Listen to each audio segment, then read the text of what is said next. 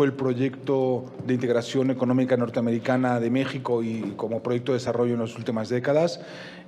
Sin duda afecta pues al entorno económico global, que está ya viendo pues una caída en todos los mercados y una caída en las previsiones de crecimiento económico debido a la guerra entre Estados Unidos y China, que arrancó como unos aranceles estratégicos por parte de Estados Unidos, pero se está convirtiendo en algo mucho más complejo.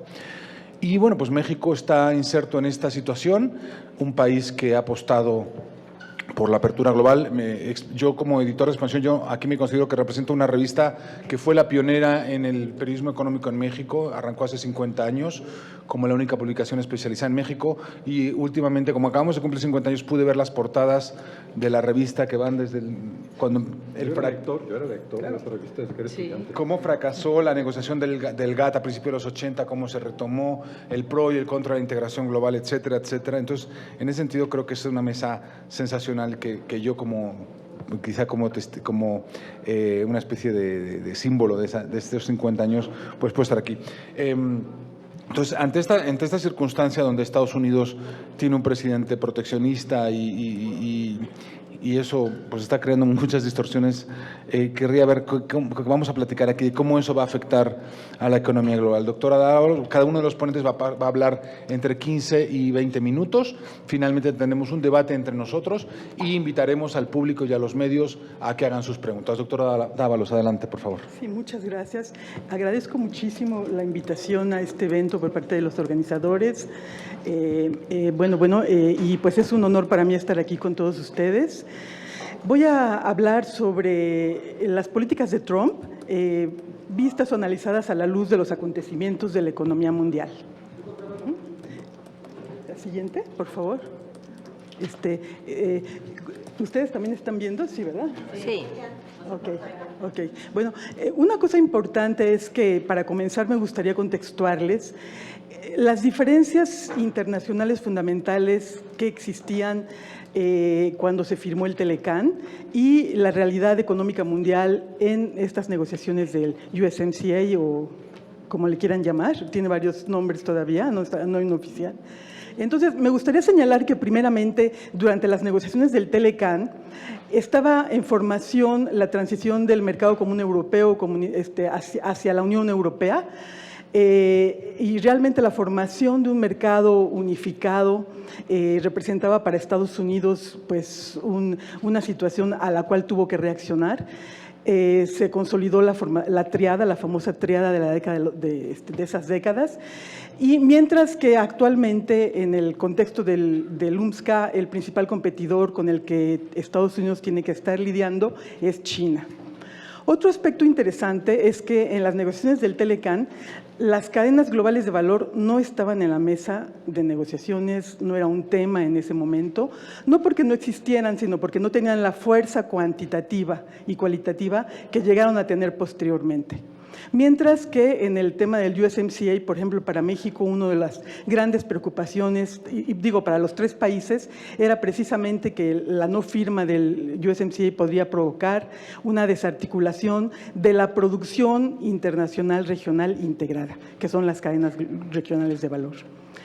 Por otro lado, a nivel tecnológico, hay otro factor importante, que es que en las negociaciones del Telecán, pues empezaba la tercera revolución tecnológica, empezaba el microprocesador integrado a las telecomunicaciones, etcétera, mientras que actualmente el contexto tecnológico también avisora un cambio, algunos le llaman cuarta revolución tecnológica, pero el caso es que se están incorporando nuevas tecnologías que tienden a reconfigurar la producción internacional integrada, así como la producción local.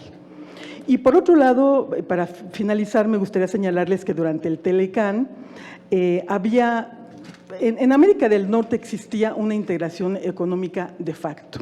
Lo único que hizo fue formalizarse, aparentemente en un tratado comercial, que dio lugar a una profundización considerable de la integración económica, gracias a este sustento tecnológico y a otros factores, y dieron lugar a una regionalización del proceso productivo, es decir, el proceso productivo se fraccionó y se generó una división regional del trabajo muy profunda dentro de la región de América del Norte. Y actualmente, pues, en las negociaciones del USMCA vemos que la integración económica profunda es un hecho y se encuentra un poco, se ha visto en vilo a partir de los cuestionamientos del nacionalismo económico de Trump. ¿Podemos pasar a la siguiente, por favor? En este contexto, quisiera señalar que la Organización Mundial del Comercio ha señalado que nada más de 2017 a 2018 se han duplicado el número de restricciones al comercio en el grupo de los G20 y sin duda alguna Estados Unidos ha sido un líder. ¿Desde dónde se le está cambiando? La siguiente, por favor. La siguiente diapositiva, por favor. La siguiente. Vamos a saltarnos algunas dado el tiempo. Ahora, las fuerzas impulsoras de este comportamiento de Trump residen en una creciente pérdida de liderazgo mundial de Estados Unidos. El proteccionismo es una respuesta de Trump a esta realidad. O sea, un trasfondo importante, un móvil que Trump trae detrás es este problema que Estados Unidos está viviendo actualmente. La siguiente, por favor. Ahora, quisiera recordarles algunos elementos que durante mucho tiempo se habló mucho sobre estos, algunos factores económicos que cimentaron la hegemonía económica de Estados Unidos. Sin duda alguna fue un líder tecnológico mundial muy importante. La fortaleza del dólar como moneda mundial fue clave, el ser el gran acreedor mundial, o sea, el gran acreedor mundial. Las enormes empresas transnacionales estadounidenses que fueron parte de la reconstrucción de la economía mundial después de la Segunda Guerra y el tamaño del mercado estadounidense, que es enorme, sigue siendo el país con el PIB más grande del mundo, el tamaño del mercado más grande, que solo la Unión Europea unificada puede irse un poco al tú por tú, y ahora se abre recientemente el mercado de China. La que sigue, por favor. Bueno, cada uno de estos factores están transformándose. Este proceso ya tiene mucho tiempo, no estoy hablando de nada que esté pasando nuevo. Lo que es nuevo es un poco las formas que va adoptando a través de la participación y la incorporación de China como líder en la economía mundial. En primer lugar, quisiera señalarles que China no solo ha tomado medidas como la ingeniería inversa o pirateo formal de tecnología, por así decirlo, no solo ha puesto condiciones de inversión a las transnacionales para obligarles a realizar transferencias de tecnología y del know-how, sino que también China ha hecho grandes y enormes inversiones en investigación y desarrollo, pero además las ha llevado a cabo con objetivos específicas y con metas y evaluaciones concretas. Ese es un elemento muy importante. Entonces, aquí en la gráfica ustedes pueden ver cómo el PIB, la investigación y desarrollo que realiza China es de 370,000 millones de dólares, mientras que Estados Unidos, pues digo, es más grande, pero realmente ya se va acercando notablemente China a este proceso. La siguiente, por favor. Esta política, la política industrial planificada con sus planes quinquenales que ha seguido China, está dando frutos y está sorprendiendo, dando varias sorpresas y sobresaltos a la economía estadounidense y no solo a la estadounidense. En el caso de las telecomunicaciones y la tecnología 5G es muy interesante. Eso no lo voy a tocar porque aquí tenemos un especialista, el doctor Roberto Barrón, que seguramente va a tocar el tema y es realmente apasionante. Aquí solo quiero decirles que la tecnología 5G, en la que China ahorita tiene un liderazgo mundial, es clave debido a que está ligada a toda la próxima revolución tecnológica que estamos por vivir. O sea, es un elemento clave que China visualizó con toda claridad, con perspectiva de mediano y largo plazo, e hizo grandes inversiones. Otro caso es el de la industria automotriz, en el cual la industria automotriz está viviendo un proceso de transición difícil y coexisten ahorita la producción de autos de combustión interna con los autos eléctricos. En un mundo que se está cayendo a pedazos desde el punto de vista ecológico, no tarda el momento en el cual va a ser indispensable producir únicamente los autos eléctricos, por razones de obvias, perdón. Entonces, el problema es que actualmente la industria automotriz de donde realmente obtiene sus ganancias es de los autos de combustión interna. El mercado fuerte de las automotrices tienen toda una inversión en capital fijo que no se ha depreciado completamente y tienen toda una apuesta porque los consumidores todavía tienen ese sesgo orientado hacia allá. Entonces, eso ha sido un problema para la industria automotriz la transición de los autos de combustión interna hacia los autos eléctricos debido a la estructura del mercado, debido a la estructura del consumidor, debido a la estructura de la producción y a las inversiones que tienen hechas. Pero eso es para las empresas transnacionales, pero no para el gobierno de China, que tiene visión de largo plazo, que tiene estructura organizada, que tiene planes quinquenales y que a través de sus programas ha desarrollado de una manera impresionante toda la infraestructura de los autos eléctricos subsidiados, aunque tengan pérdida, pero él ha sacado adelante, así como China, como todo, tiene históricamente esa trayectoria de hacer a lo grande la infraestructura, las inversiones, las presas, las murallas. Así con la industria automotriz hay ciudades verdaderas de producción de autos eléctricos, de producción de pilas de litio y no únicamente nos quedamos aquí. Ya China produce tecnología también, automotriz, ya no solo la capta, sino la produce. Y además hay otro elemento muy importante que es que hasta los recursos naturales estratégicos para la producción de autos eléctricos, como es el caso del litio para la producción de pilas de los autos eléctricos, están controlados, en este caso no controlados, sino en gran medida poseídos, digamos, tiene un porcentaje muy alto de control. Los grandes yacimientos de litio del mundo están en Bolivia, Argentina, Chile, es un triángulo. Por otro lado, están también en Oceanía, en algunos de los países de Oceanía. China tiene, nosotros tenemos un poco también en el norte. Y entonces las empresas privadas, son empresas privadas chinas, han hecho grandes inversiones en litio, de manera tal que cuando llegue el momento en el que el mundo tenga que cambiar a autos eléctricos, va a pasar lo mismo que con la tecnología 5G. China tiene todo perfectamente visualizado porque no está actuando con los criterios cortoplacistas de las empresas transnacionales. Entonces, cada una de las industrias que están aquí listadas y otras más están en los programas industriales de China y está organizado de esta forma para obtener el liderazgo mundial. La que sigue, por favor. Bueno, algunos detalles nada más les quiero decir que en 2016 China superó a Estados Unidos como el principal productor de artículos científicos y en 2018 el tamaño del mercado del comercio electrónico de China alcanzó el 42%. Ustedes saben, han oído anécdotas o los que han viajado pues lo han podido ver, cómo en China gran parte de la población paga hasta los alimentos callejeros con el teléfono celular, el metro, etcétera, etcétera. En fin, hay todo una ofensiva muy pensada, muy estructurada por parte del Estado para desarrollar la economía digital y lo mismo con las empresas unicornio, tiene un liderazgo. La que sigue, por favor. Bueno, además el gobierno de China no solo tiene políticas del lado de la oferta, del lado de estimular la producción, sino que también tiene políticas del lado de la demanda, es decir, estimular que los consumidores consuman lo chino y además del nacionalismo chino, que también es muy conocido, ¿no?, de parte de la población. Esta es una traducción de una publicidad que hace RT, esta agencia noticiosa rusa, sobre el asunto de iPhone y Huawei. La que sigue, por favor.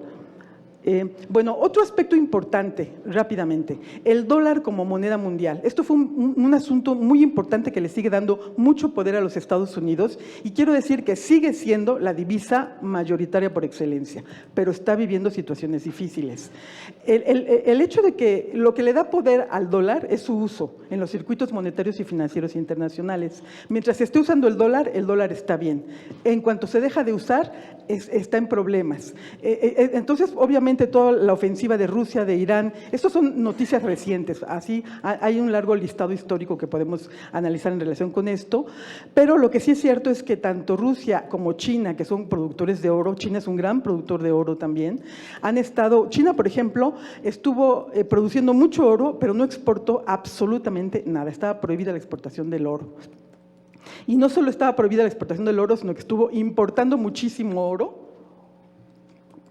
de manera tal que tuviera una carta muy importante bajo la manga para poder respaldar sus reservas. Y por supuesto sabemos que el principal comprador de bonos del Tesoro estadounidense es China, y que hay una ¿cómo se llama? Una dependencia patológica por parte de los dos, en donde es muy delicado pues romper este aparente equilibrio, pero lo que sí es cierto es que China está tomando sus provisiones, está dejando de usar el dólar con algunos países y está acumulando gran cantidad de reservas de oro, lo mismo que Rusia. La que sigue, por favor. Otro punto muy importante que habla del liderazgo de China en la economía mundial. China se ha vuelto actualmente un gran acreedor mundial. Este mapa que les pongo aquí es del Economist, y podemos ver cómo las zonas azules, mientras más fuerte sea el azul, más deuda tiene, más ha prestado China allí.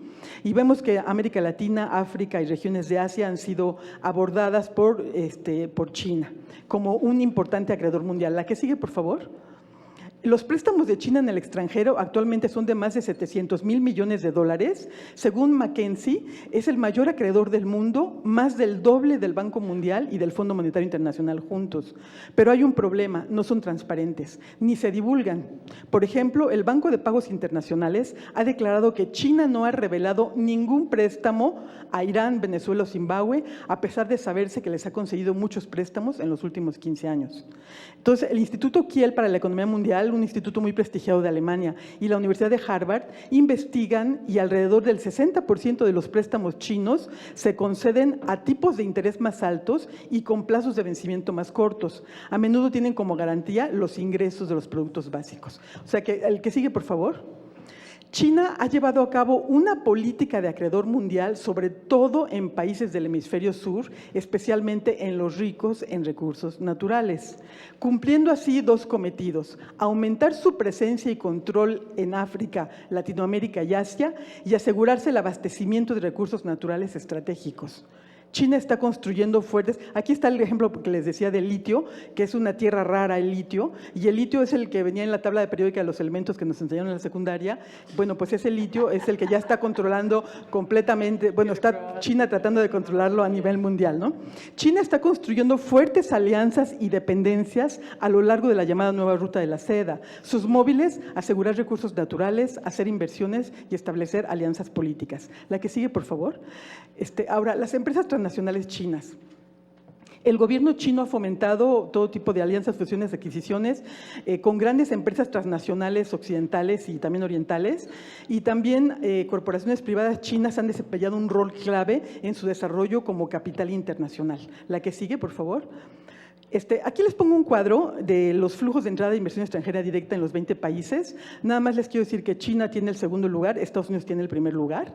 Vamos a ver el siguiente cuadro, que es de salida. O sea, aquí ya están saliendo los capitales invirtiendo, o sea, los capitales salen de China para invertir en el resto del mundo. Son las empresas transnacionales chinas, y China tiene también el segundo lugar. Lo primero que salta cuando uno ve esta gráfica es: ¿y Estados Unidos? O sea, ¿dónde está, no? Lo que pasa es que este año no está Estados Unidos por lo siguiente, la siguiente. Bueno, les platico brevemente. Donald Trump hizo una modificación a la ley de impuestos, no solo a los impuestos corporativos, no únicamente interno, sino también para las empresas transnacionales, y desgravó, le quitó el impuesto a todas para que las empresas transnacionales repatriaran sus ganancias internacionales. Pues eso tuvo su efecto y aquí se ve, por eso no está Estados Unidos. La que sigue, por favor, la que sigue, por favor. Otro aspecto importante: el tamaño del mercado. El tamaño del mercado da poder. El mercado, o sea, la posibilidad de realizar las mercancías es un aspecto clave dentro de la economía capitalista, y el tamaño del mercado hoy en día, sin embargo, es más regional que nacional, y Asia lleva la delantera. O sea, bueno, obviamente aquí la Unión Europea es el mercado más grande, Asia-Pacífico tiene el segundo lugar y el NAFTA el tercer lugar. Y en Asia-Pacífico lo que quiero acentuar es que China cada vez va siendo más el eje articulador de la región. La región de Asia-Pacífico está encadenada con cadenas regionales de valor de una manera muy impresionante, con mucha eficiencia. Ahorita no hay tiempo para explicarles un poquito esto, pero les quiero decir que lo que Japón fue hasta hace poco tiempo fue el eje articulador, China poco a poco está tomando un lugar cada vez más relevante. Quiero decirles que hace poco revisé la balanza comercial de China y China tiene déficit comercial en bienes de capital con Japón. Sigue comprando los bienes de capital a Japón. Japón sigue siendo obviamente el líder tecnológico, o sea, hay una diferencia todavía muy grande entre ellos, pero China está cobrando cada vez más peso en la región. ¿El que sigue, por favor? Ahora, ¿qué tanto le está funcionando a Estados Unidos su estrategia proteccionista en contra de China? La actividad económica china en sentido inmediato sí se afecta, obviamente, pero el plan estratégico de mediano plazo no se afecta, considero. O sea, la que sigue, por favor.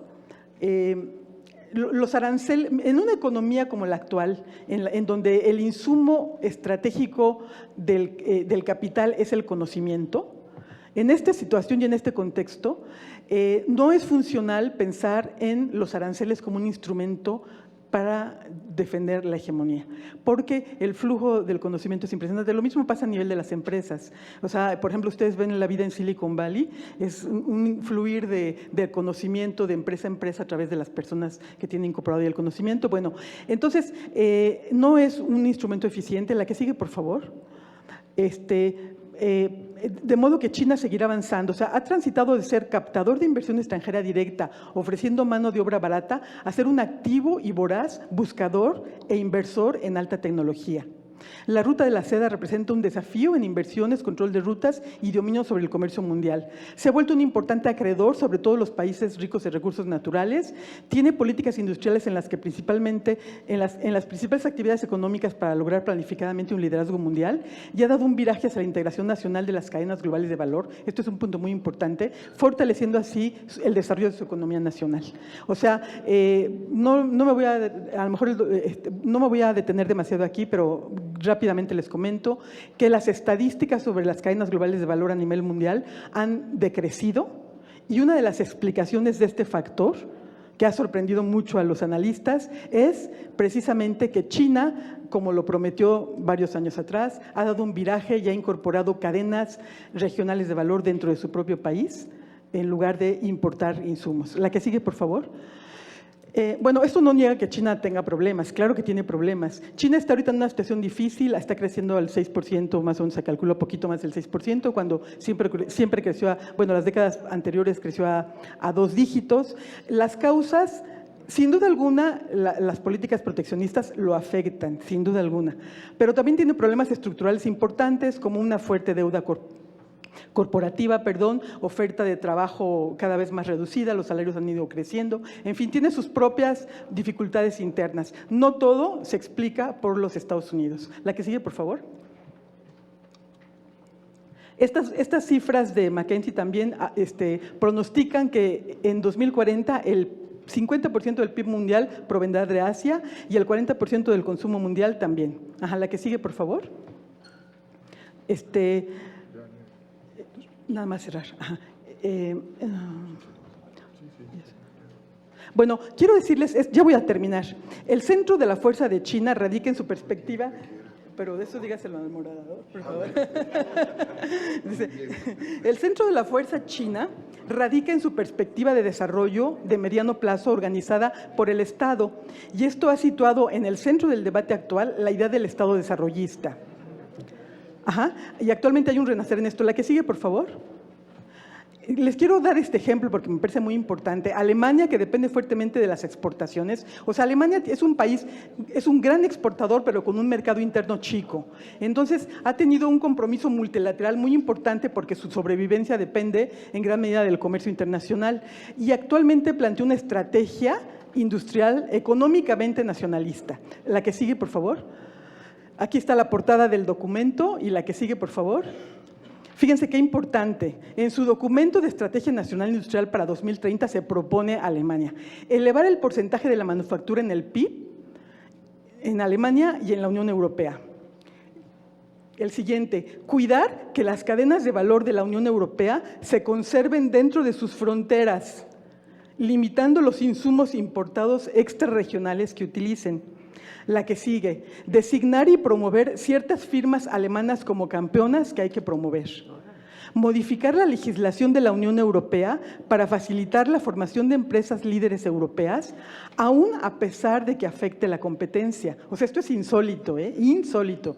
Es decir, bueno, en estas últimas décadas, porque obviamente las políticas económicas proteccionistas formaron parte de la formación de las industrias nacientes en todos estos países, incluida Alemania. Entonces, dice que se propone entonces como objetivo promover a las grandes empresas transnacionales europeas. Permitir que el Estado alemán compre acciones de empresas clave para evitar que sean adquiridas por extranjeros. Pues ya lo están haciendo. Ya lo están haciendo. Sí, gracias por y dar un amplio apoyo a sectores industriales que sean claves para la economía. Ajá, la que sigue, por favor. Entonces, con esta estrategia, Alemania busca fortalecer no solo su economía, sino también la de la Unión Europea frente a la política industrial china. O sea, esto es una respuesta clara a la nueva situación y a las presiones de Estados Unidos y del resto del mundo. La que sigue, por favor. China avanza en el liderazgo de la economía mundial y no la está deteniendo Estados Unidos. Alemania avanza en promover y proteger la economía nacional y regional europea. La que sigue, por favor. Trump actúa unilateralmente pretendiendo proteger no solo su economía nacional, incluso en contra de la economía regional norteamericana. Y la que sigue. Ante este escenario, México parece no tener otro camino que fortalecer una estrategia de desarrollo industrial guiada y promovida por el Estado. Es decir, UMSCA está bien, pero sumada con una política industrial interna. Sería todo. Muchas gracias. Perdón por el tiempo. Muchas gracias. La razón de acortar las presentaciones es para que nos dé tiempo que haya diálogo, ¿no? Y profundizar en este punto que me parece clave. Doctor Calderón. Gracias. Antes que nada, quiero agradecer al Senado de la República, al senador Alejandro Armenta, presidente de la Comisión de Hacienda del Senado, la invitación, senador, a participar en este evento y con gran interés, junto con colegas de distintas instituciones universitarias, particularmente del Centro de Investigación sobre América del Norte y la Universidad Autónoma Metropolitana, atiendo esta invitación. Quiero de entrada referirme a transformaciones que estimo fundamentales que se han operado en el escenario internacional y que constituye el contexto en el cual se dan actualmente las políticas proteccionistas del presidente Donald Trump. Y también sobre este contexto reflexionar su impacto en la economía global y el impacto que tiene para México y para la eventual instrumentación del nuevo Tratado de Libre Comercio, abreviado como TEMEC. Debo destacar a ustedes, porque pertenezco a una generación nacida después de la Segunda Guerra Mundial, que vivió varias décadas en el contexto de la confrontación de las dos superpotencias cuando existía la Unión Soviética, que en política internacional hasta los años 80 del siglo XX existió la confrontación geopolítica y militar entre la Unión Soviética y los Estados Unidos.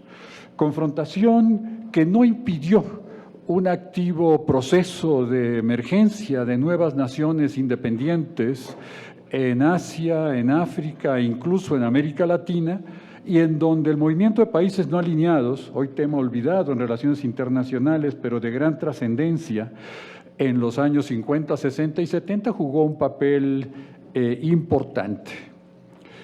Este escenario de la segunda posguerra, típico de la Guerra Fría, cambió dramáticamente a principios de los años 90 del siglo XX, con la desaparición de la Unión Soviética y de las economías centralmente planificadas y con la emergencia en un mundo cada vez más multipolar de nuevos polos de la dinámica económica mundial, como Japón, India, Corea del Sur, las economías del sudeste asiático, el gradual pero consistente proceso de expansión y fortalecimiento de la Unión Europea y sobre todo la emergencia de la República Popular China como una superpotencia económica. Hoy la segunda economía del mundo, pronto será la primera economía del mundo. Ya en paridad de poder de compra, y esto lo quiero destacar complementando el análisis que ha realizado la doctora Elisa Dávalos, ya en paridad de poder de compra, su Producto Interno Bruto es el primero de la economía internacional contemporánea. Sin embargo, el fin de este orden bipolar, de esta confrontación Estados Unidos-Unión Soviética, no configura un nuevo sistema de relaciones internacionales multipolar, donde el derecho internacional sea el que rija las relaciones entre las naciones. Hay un desajuste y Naciones Unidas no ha logrado construir un entorno post-Guerra Fría que permita la adecuada coexistencia entre distintos niveles de desarrollo. La internacionalización del proceso económico, financiero y productivo se ha vuelto más intensa, y esta desagregación del bloque soviético en una primera etapa fortaleció las empresas multinacionales, aceleró dinámicas de expansión financiera y fortaleció el proceso de reproducción del capital a escala internacional. La realidad es que el fin de este mundo bipolar, existente hasta 1991, ha generado nuevas formas de confrontación económica y comercial. Se fortalecen bloques regionales de comercio, China actúa y busca ampliar su influencia como una potencia económica global, y esto configura dos procesos simultáneos y contradictorios. Por un lado, una nueva bipolaridad económica y estratégica con un peso dominante de los Estados Unidos de América y la República Popular China, y simultánea y contradictoriamente un escenario donde la Unión Europea, bajo el liderazgo de la República Federal Alemana, con la participación en este escenario multipolar de Japón, India, Corea del Sur y la Federación Rusa, configuran esta dinámica de creciente complejidad contemporánea. El G20 no ha logrado introducir elementos de racionalidad económica en esta dinámica, y una institución internacional creada a mediados de la década de los 90 como un medio para regular el comercio internacional, que es la Organización Mundial de Comercio, hoy se encuentra bajo la presión de las políticas proteccionistas del presidente Donald Trump, bajo una severa crisis de liderazgo en los flujos de comercio. Y se ha dado un fenómeno profundamente contradictorio del que es parte México por su incorporación al Tratado de Libre Comercio de América del Norte. Hoy, ya desde hace de hecho varios años, la mayor parte del comercio internacional se rige no por las normas de la Organización Mundial de Comercio, sino por las normas de los tratados comerciales regionales. La Unión Europea, con su red no solo interna de legislación, sino la red de acuerdos que ha construido, las normas de los acuerdos comerciales como el Tratado de Libre Comercio de América del Norte, Mercosur, y la red de acuerdos que ha construido China-India con un conjunto de países que son los que están normando en gran medida estas relaciones internacionales.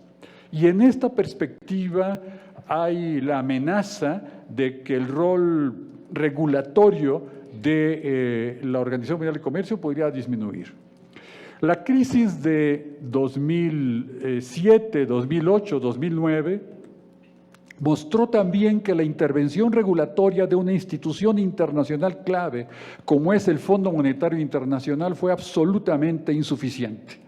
En el ámbito universitario, desde principios del siglo XXI, en muchos centros universitarios de América Latina, Estados Unidos y Europa, numerosos analistas observábamos año con año las crecientes tensiones de una dinámica de globalización financiera desregulada y un crecimiento desproporcionado del mercado de derivados y otros factores. Y sin embargo, el Fondo Monetario Internacional fue absolutamente incapaz de introducir elementos de carácter regulatorio que permitieran controlar estos procesos acumulativos de crisis que desembocaron participación en la crisis financiera.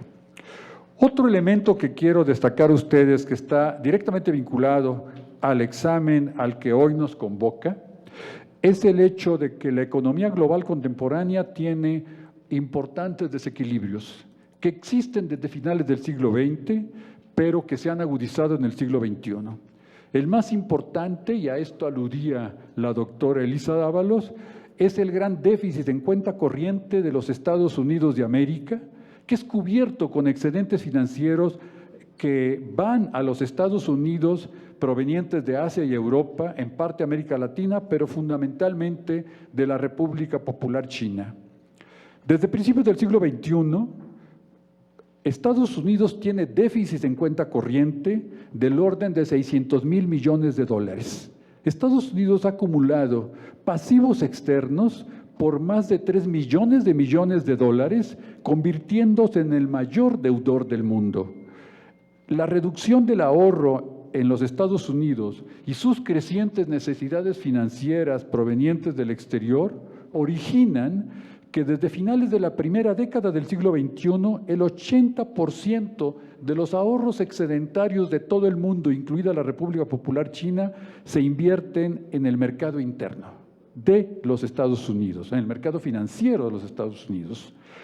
Y es que una particularidad del sistema monetario mundial es que la moneda de los Estados Unidos, pese a la existencia del euro y la emergencia del yuan como una moneda global, sigue siendo la principal divisa de reserva mundial y el más instrumento de pago internacional.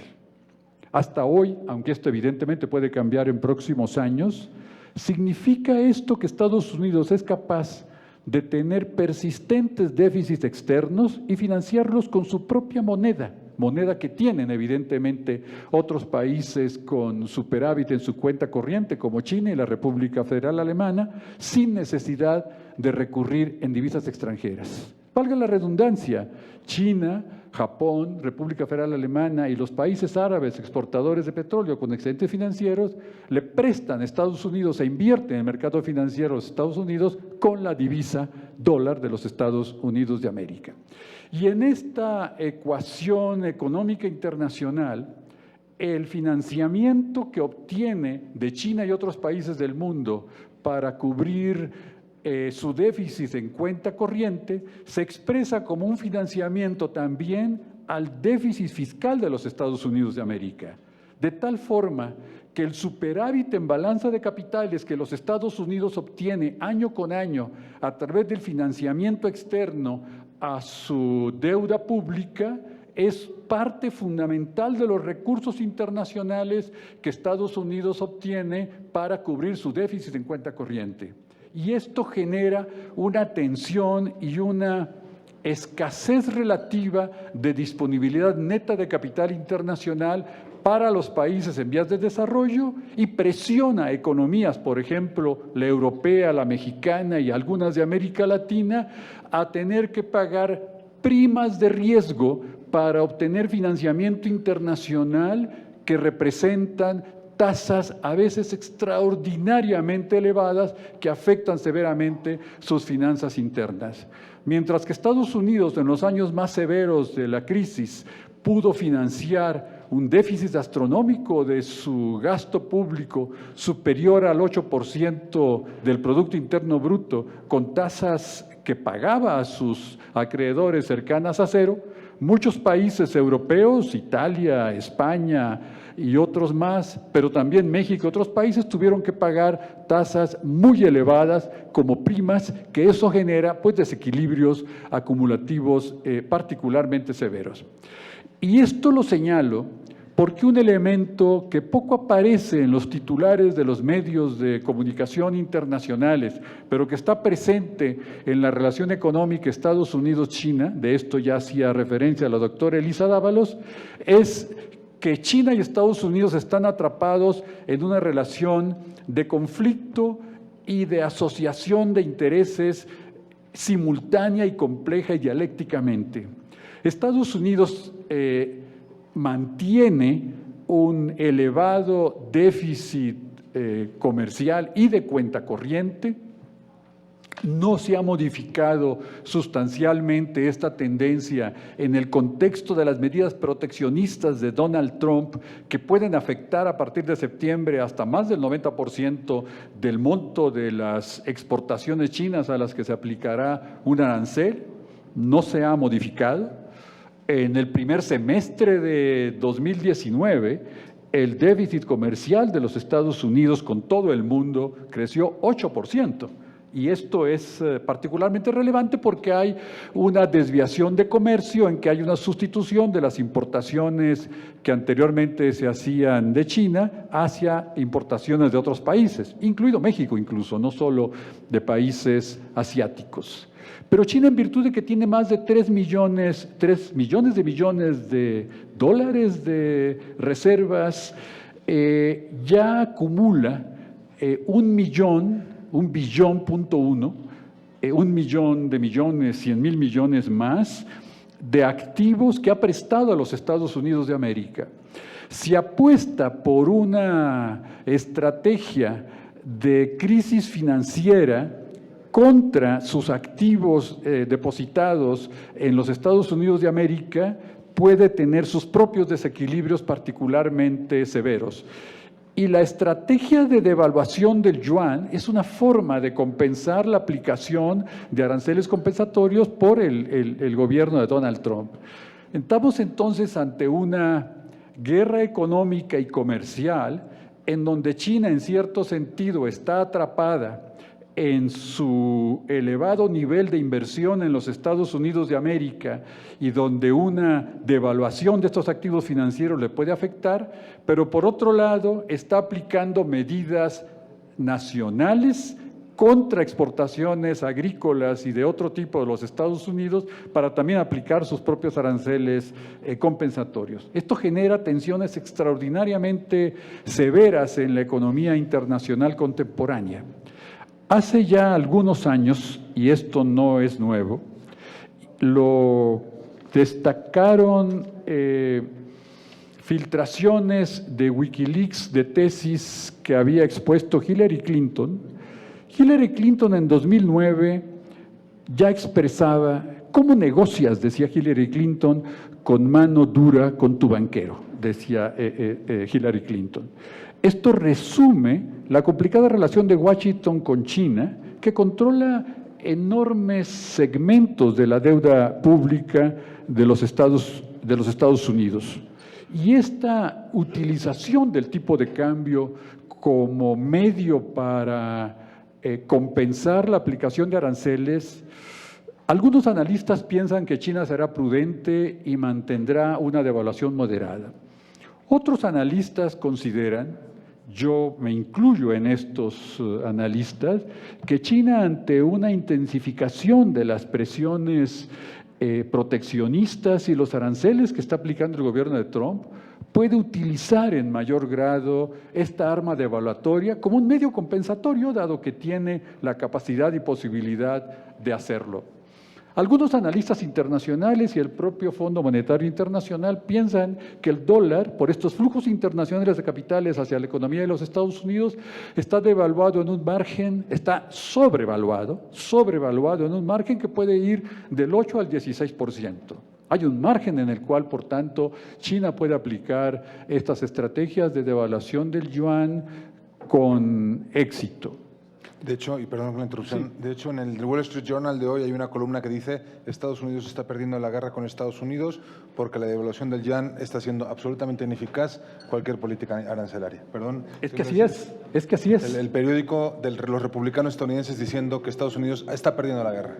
Pero además, si esto ya es diagnosticado hoy por este periódico, por Wall Street Journal, la decisión que puede tomar el Estado de la República Popular China es continuar este proceso devaluatorio, porque el Banco Central de China no es un banco autónomo que se rija de manera independiente a las decisiones del Ministerio de Hacienda. Toma decisiones en función de las decisiones políticas.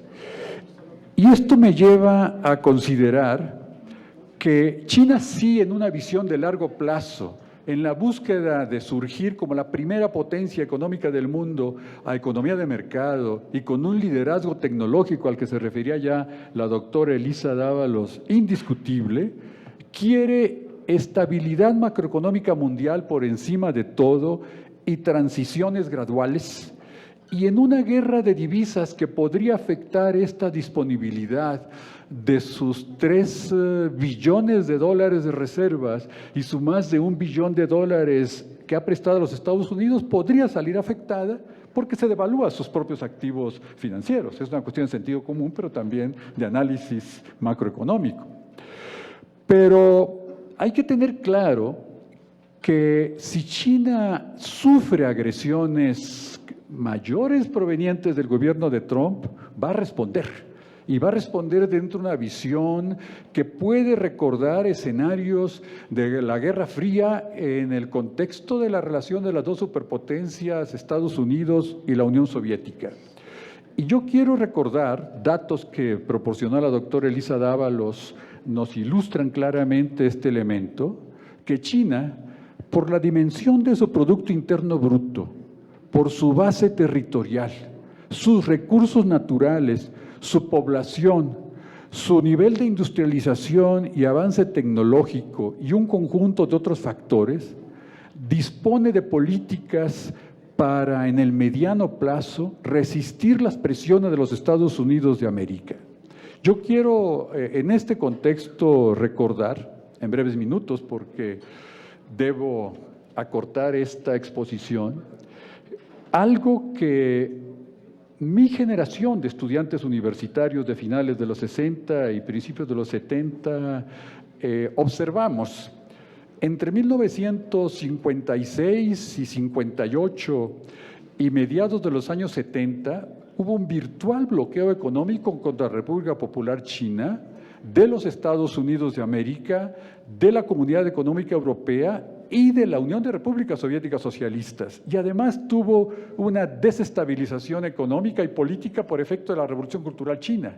Y en las condiciones más extraordinariamente difíciles que puede alguien imaginar, China resistió presiones y mantuvo una estrategia de construcción de su red de infraestructura educativa, de comunicaciones, puertos, aeropuertos, base industrial, acero y energía, con la que pudo surgir a finales de la década de los 70 con una estrategia de rápido crecimiento económico.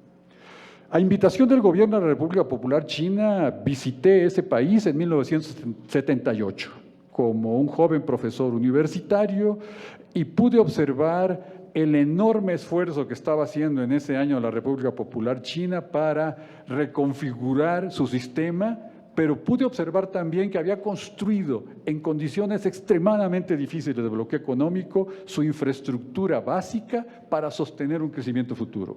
Posteriormente, por una nueva invitación, en 1996, visité la República Popular China. Yo en ese momento era ya secretario de Relaciones Internacionales del Partido de la Revolución Democrática y una delegación de senadores y diputados de este partido fuimos invitados a visitar la República Popular China. Ya había en ese momento una clara evidencia en zonas económicas, áreas y regiones de una dinámica de crecimiento que en ese tiempo se acercaba incluso a los 2 dígitos, y pude tener la percepción por análisis macroeconómico y por diálogo con los altos dirigentes de China de que estábamos, y lo dije en mis cursos universitarios, ante la emergencia de una nueva superpotencia económica global de la que no había una cabal comprensión en muchas otras regiones del mundo.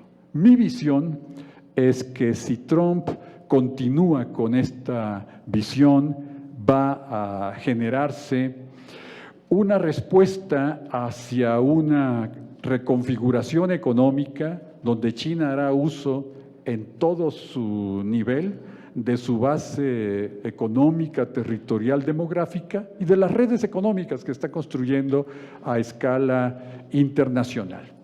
No tengo tiempo para extenderme en el tema, pero las políticas proteccionistas del presidente Trump no van a modificar el proceso de automatización e internacionalización de la producción, que está directamente ligado a la pérdida de 6 millones de empleos manufactureros en los Estados Unidos. Puede haber cambios y matices, pero no va a producirse un fenómeno de masiva reindustrialización del medio oeste de los Estados Unidos de América, que ha vivido un proceso acelerado de desindustrialización. La emigración de plantas industriales al sur de Estados Unidos, a China, países asiáticos y en parte a México, yo la veo como un fenómeno irreversible. Puede, y en una visión de largo plazo, todavía tener el mundo la perspectiva de un Trump que continúe con políticas xenofóbicas, racistas, agresivas contra México y neoproteccionistas, un año más o en el peor de los casos 5 años más. Pero en una visión de largo plazo distinta a la cronológica de un ser humano, en esa visión de largo plazo, que es la que debe tenerse con conciencia de los intereses nacionales estratégicos de México, yo pienso que debemos empezar a imaginar esa acción multilateral post-Trump ya en el marco de las nuevas relaciones que queremos construir. ¿Tengo un minuto o ya concluyo? 2 minutos como a la doctora Dávalos. No, estamos pasados ya, pero bueno. Por ello es que más allá del análisis que lo hemos realizado en varios seminarios a los que nos ha convocado el Centro de Investigaciones sobre América del Norte, sobre el nuevo Tratado de Libre Comercio, creo que en el diseño de la política económica y de la política de gasto público que debe realizar el gobierno de México, ya en el marco de la presidencia de la República del licenciado Andrés Manuel López Obrador, debe buscar un análisis integrado donde analice qué impactos tiene el nuevo Tratado de Libre Comercio en los distintos sectores productivos, evalúe en áreas y sectores cómo se inserta México en América del Norte a nivel internacional y fortalezca el multilateralismo como un factor de prioridad nacional. Esto no es una decisión sencilla que pueda realizarse de un día para otro. Significa ampliar gradualmente las relaciones económicas con la Unión Europea, América Latina, Asia, China y la India, pasar de un nivel de concentración de exportaciones a los Estados Unidos de América y Canadá del 80% a capacidad de diversificación del comercio exterior, hacer un diseño futuro, aún respetando el compromiso del licenciado López Obrador de no hacer cambios fiscales de aquí al 2021, de qué tipo de gravamen debe instrumentarse a empresas y corporaciones multinacionales, incluidas aquellas del sector digital, porque el secretario de Hacienda Herrera hace apenas unos minutos hablaba de ese magro 13% de recaudación fiscal como base directa de impuestos del PIB más el 4% del petróleo, cuando México requiere por lo menos un 30% de ingresos fiscales para sostener un proceso de crecimiento económico sostenido. Y 2022, y aquí me dirijo muy respetuosamente al senador Armenta, 2022 puede parecernos muy lejano, señor senador, pero está cerca. Y buena falta haría que la Comisión de Hacienda, y me permito muy respetuosamente hacerle esta observación, de común acuerdo con la Secretaría de Hacienda y Crédito Público, empezar a diseñar en un horizonte de 2 años qué medidas fiscales pueden instrumentarse a partir de 2022 para, sin desalentar la inversión privada nacional y manteniendo flujos de inversión extranjera, buscar equidad y equilibrio en la recaudación fiscal que permita relanzar inversión en infraestructura, incluyendo ciencia y tecnología, para una mejor inserción de México en un entorno económico altamente inestable. Con esto concluyo y muchas gracias. Muchas gracias, doctor.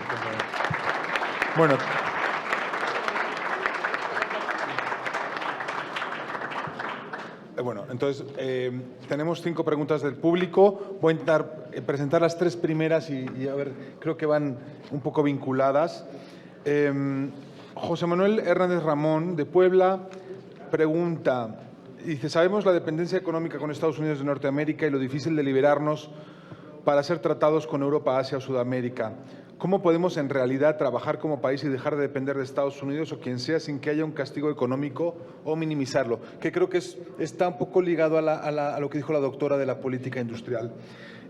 Víctor Javier Ampudia, asesor parlamentario del Senado, dice que, le pregunta al doctor Calderón, que en este entramado multipolar si existe algún esqueleto, sistema circulatorio de vinculación global, de manera que Trump no puede ser proteccionista contra México, dado que tanto eso puede ser detenido por los vínculos que tienen las multinacionales en México. Creo que eso he entendido de la pregunta. ¿Estoy en lo correcto? Sí va por ahí, ¿verdad? Entonces, ¿qué tanto dentro de este proteccionismo de Trump la simple vínculo económico que ya tenemos va a defendernos?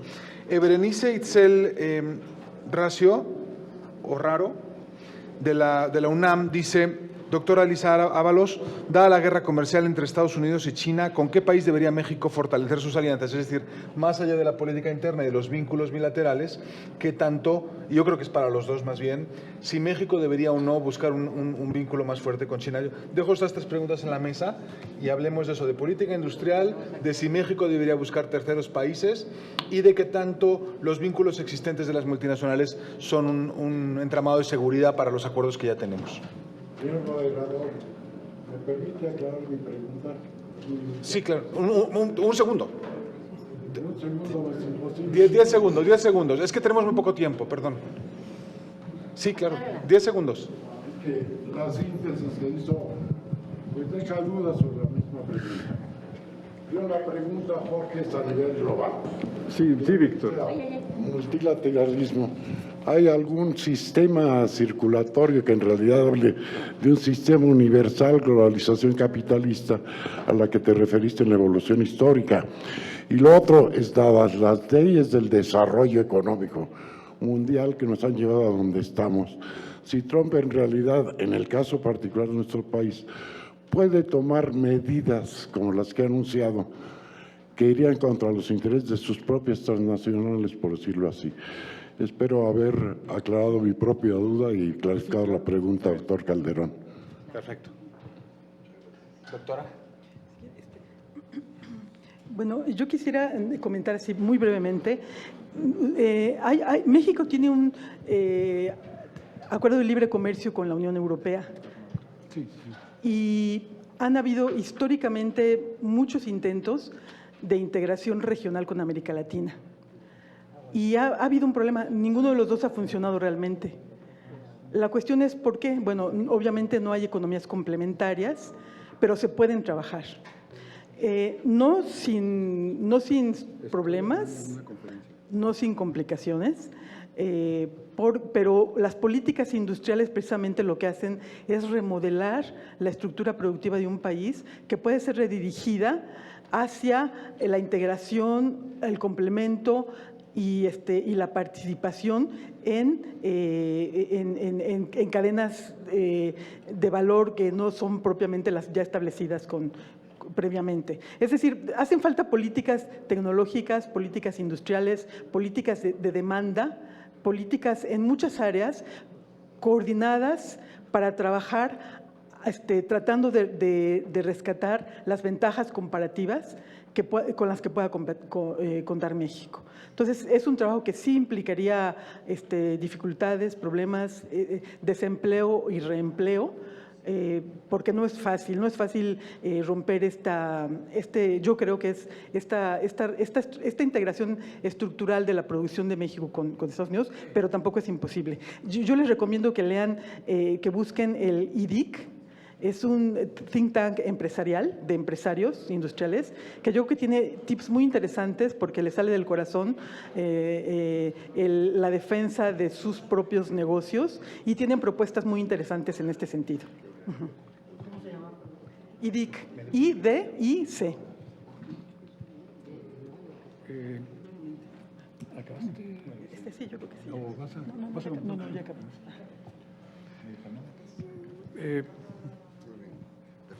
Voy a referirme brevemente a esta solicitud de algún comentario.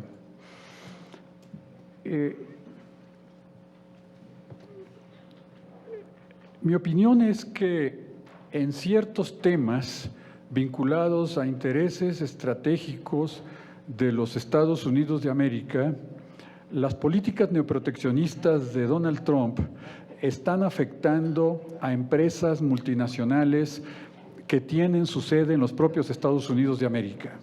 De hecho, en varias ocasiones, multinacionales han llamado al gobierno del presidente Trump a no aplicar sanciones comerciales a China porque encarece los insumos que vía cadenas globales de valor importan esas multinacionales de la propia República Popular China y crea impactos negativos al consumidor de los Estados Unidos de América. Esto está perfectamente documentado en la literatura económica y en medios de comunicación de los Estados Unidos de América.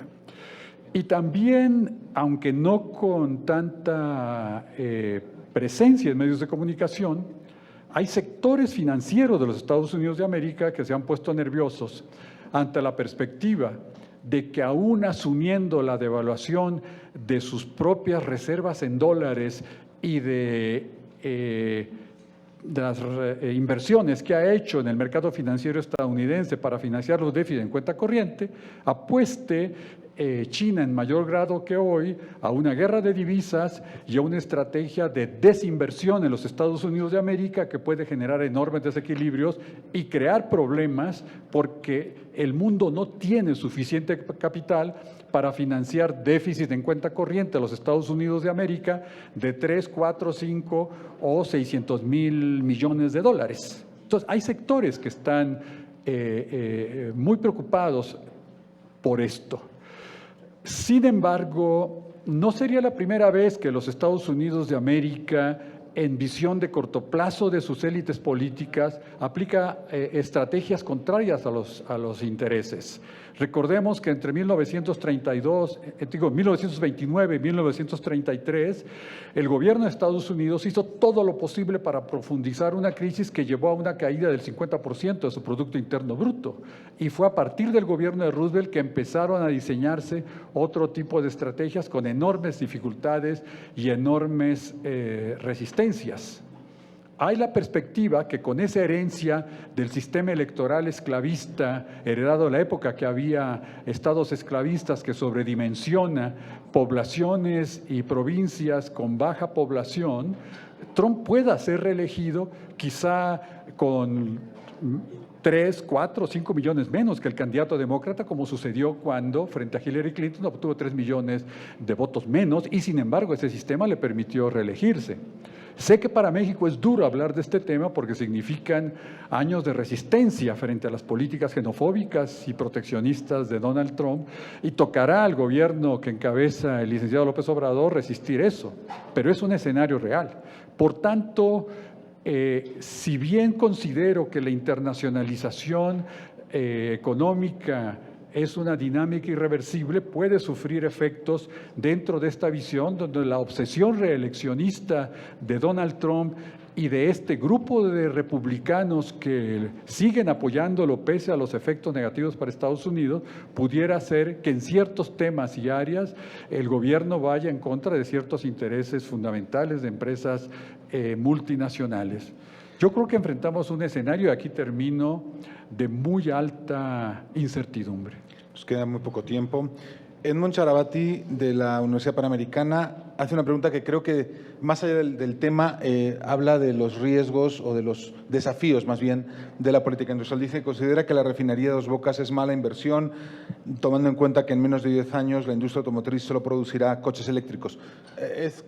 ¿En qué se invierte una vez que el gobierno recaude 30% del PIB? ¿En qué se invierte? ¿Cómo se toman las decisiones? ¿Qué es centralizado? ¿Qué se descentraliza? Creo que es una decisión, es uno de los retos de la política industrial, ¿no? En este caso, ¿qué piensan? Aquí, por ejemplo, habría que pensar la importancia, o sea, hay varios proyectos en México de autos industriales, de autos eléctricos, perdón, que están dejados a la deriva un poco en la iniciativa privada y no hay realmente un respaldo importante por parte del gobierno. Yo creo que esta transición de paradigma energético en la industria podría ser un muy buen momento para reincorporar una marca mexicana. En uno de los seminarios que hemos tenido del TEMEC, preguntamos preguntaba a un estudiante, bueno, ¿por qué no hay una marca de autos mexicana? Sí la hay en Vietnam. Vietnam ha presentado en la sala de autos de París sus últimos autos. Las tiene, bueno, Corea, sabemos muy bien su historia, etcétera. Y realmente aquí la clave para poder desarrollar una empresa nacional automotriz, yo creo que tiene que ver con la participación y el capital estatal, que en este tipo de cosas vale la pena gastar. Yo entiendo que hay una política de austeridad fuerte, pero vale la pena porque no es un gasto, es una inversión, literalmente. Entonces, yo creo que sí valdría la pena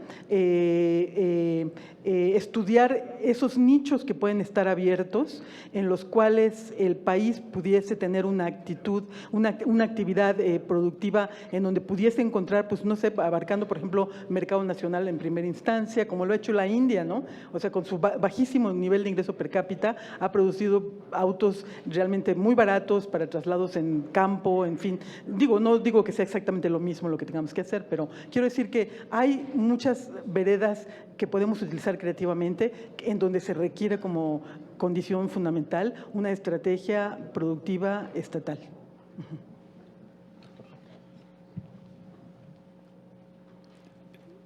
No es mi responsabilidad el tener condición de funcionario público. Soy profesor universitario y hablo como universitario. Mi visión es que debe haber un diseño de política de inversión pública multisectorial en los próximos 5 años, en donde energía vaya acompañada de inversión en infraestructura agrícola, en investigación y desarrollo, es decir, en tecnología, apostar a las transformaciones tecnológicas en el campo de la economía digital, situarse en las fronteras de una reconversión productiva y reindustrialización para transformar el patrón industrial de nuestro país y superar gradualmente, por etapas, no es algo inmediato, el retraso y los cuellos de botella que tiene México en materia de comunicaciones en puertos, aeropuertos, carreteras, sin descuidar la infraestructura en salud, educación y en lo que es el tejido económico de infraestructura regional. Si algo tendríamos que aprender de la República Popular China, no solo en el periodo al que hice referencia, 58, 76, 78, sino en las décadas recientes, es que ha seguido construyendo este tejido económico global, también en energía y en otras áreas. Yo creo que México debe hacerlo. Y en este contexto, sin ser yo experto en el tema de energía, creo que la Secretaría de Energía debió haber reflexionado sobre las posibilidades de reconfiguración de las refinerías existentes que estaban extraordinariamente subutilizadas para ver hasta qué grado aquello que se va a producir en tres bocas, pudiera haber sido generado como producción adicional de gasolina que evitara importaciones, que la mayoría, claro, el 80% viene del exterior, a través de esa reconfiguración que el presidente López Obrador ha dicho que se va a hacer, pero quizás podría ser explorada ese tipo de opción. No sé si hubiera sido viable o posible. Ingenieros que nos han visitado en varias ocasiones en la Facultad de Economía en fecha reciente han hablado de las enormes potencialidades de la reconfiguración tecnológica y la reindustrialización que pudo haberse realizado o puede realizarse todavía en las refinerías existentes. Yo, como universitario, tengo dudas fundadas y respeto la decisión del señor presidente, claro está, pero tengo dudas fundadas de la pertinencia del proyecto de Dos Bocas. Esto no excluye que, si se instrumenta, respetaré la decisión del señor presidente. Muy bien, ya nos hemos quedado sin tiempo. Como es el tema de la conversación, y no es por hacer un comercial, en la portada de la revista Expansión Actual hay una entrevista con Alfonso Romo, donde explica un poco cuál es la política industrial que se está viendo desde la Presidencia de la República de sustitución de importaciones, de desarrollo de cadenas productivas, de grupos de trabajo para desarrollo sectorial. No me da tiempo a explicar lo que cuenta, pero es muy interesante. Es que es justamente el tema y perdón por el comercial. Pues muchísimas gracias. Gracias al señor Armenta que te le puede dar por la invitación. A la senadora Malú, por favor. Malú. Ahora sí le vamos a dar esto. Sí, con mucho. ¿Qué mensaje? Yo aquí vengo a aprender. Yo hice el área 4, no hice el área 3. Me da mucho gusto estar aquí, ver a tantas estudiantes, hombres y mujeres, chavos y chavas jóvenes que son nuestro relevo y, por supuesto, expertas y expertos en estos temas. A mí me encanta, de Jorge siempre aprendo y, por supuesto, me parece que la doctora Elisa, que ha venido aquí a decirnos lo que nos ha dicho, pues me encanta. Gracias a Alberto Bello por esta coordinación y al senador Armenta por esta extraordinaria iniciativa que tanto nos abre los ojos a todas y a todos. Extraordinario. Perdón, nada más decir algo que siempre me preocupa. Ya saben que yo soy insistencialista, además de ser feminista, yo me la paso en este tema toda mi vida. Pero me encanta que nos hablen de las tecnologías, de la quinta y todas estas cosas que nos acaban de decir. Pero a mí lo que me preocupa, y se los digo porque en Guanajuato, yo soy representante de Guanajuato, y se llenan la boca en todos los estados de hablar de los avances tecnológicos y que ahora el avance tecnológico, yo digo, ¿y dónde está el avance tecnológico si sigue la gente metiéndose la mano a la bolsa y no le alcanza?